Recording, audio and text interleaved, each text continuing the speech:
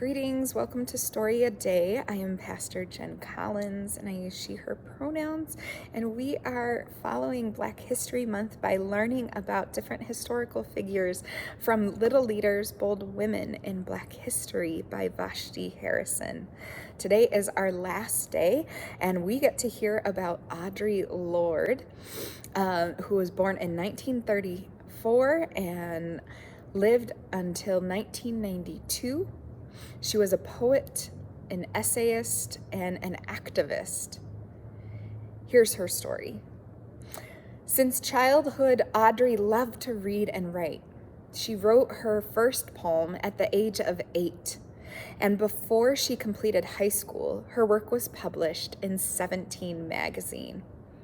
After graduation, Audre took a trip to Mexico that she found eye-opening. There she saw a place where her race was not something to be ashamed of. Seeing this made her realize that she had let the shame keep her silent.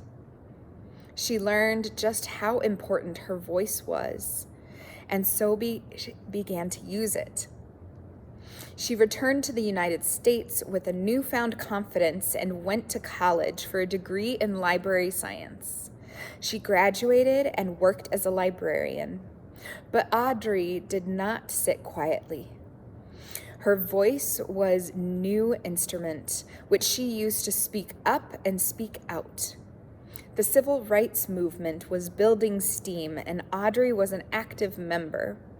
She quickly transformed into a prominent and vocal leader, activist, and feminist. She worked alongside other famous writers such as Nikki Giovanni and Amir Baraka. Among her famous works in her book of poetry, From a Land Where Other People Live. At the age of 44, Audre was diagnosed with breast cancer. Instead of taking the news quietly, she began speaking openly about it. She wrote the Cancer Journals, documenting her surgeries and experiences. It opened up a conversation about the disease for women that had rarely been talked about. When she was 50, the cancer spread to her liver, and she wrote and spoke about the journey to find a new treatment. She exposed and criticized the medical institutions and their insensitive practices, and she shared her experiences with others. Audre is remembered as an outspoken leader and a fierce advocate for those without a voice. I wanted to just share a little bit of extra pieces that Vashti Harrison also encourages us to do on our journey. We know that history doesn't just sit within 1 month, and that we are encouraged to continue this every day of our lives. And so there are further readings, further watching and listening.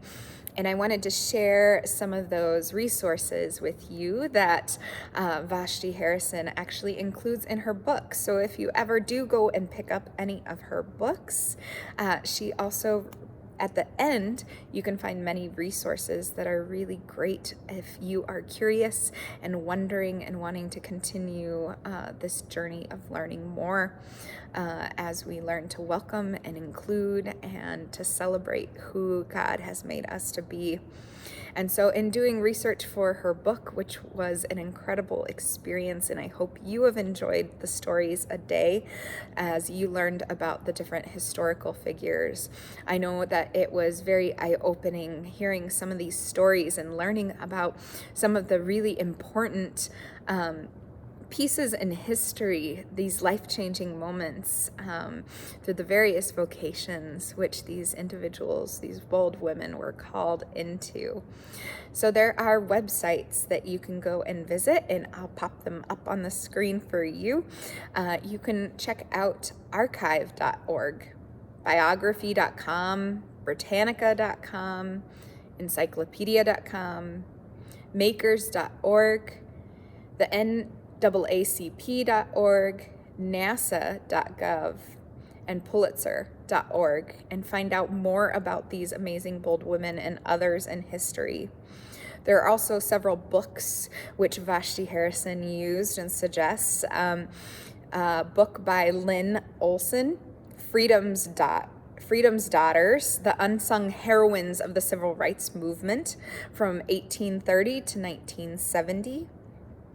There's also Margot Lee Shetterly, who wrote Hidden Figures, the Young Readers edition. There are also versions for us adults to read and pick up as well. There was also a film adaptation about Hidden Figures that you can explore. There are also recordings. Many of our bold women were poets and singers, and so we encourage you to go listen to their music, to read their poems, to hear them, to go explore the artwork that was created, such as Ella Fitzgerald, A Tisket, a Tasket, Mahalia Jackson, How I Got Over, and Nina Simone, To Be Young, Gifted, and Black. There are lots of other opportunities I'm sure that you can join into. This piece is an ongoing, exciting journey that we get to open ourselves up more to learning experiences and hearing stories from those who we might not have ever heard about or from. It's about lifting their voices so that way we can continue to love our neighbor as ourselves, to continue to live into how Jesus calls us to go and to do likewise. So I hope that you've enjoyed this month and have learned some things. Please share with us. We at Grace would love to hear your experience of this last month, listening to the story a day. Maybe write us a letter or draw a picture, and maybe we'll include it in the e-news or in our bulletin on Sundays. So please share. We would love to hear from you, whether you are a kid or an adult. So thank you, and thank you very much to all of our storytellers who also took their time to share these stories within our Grace community. So thank you, and have a great day.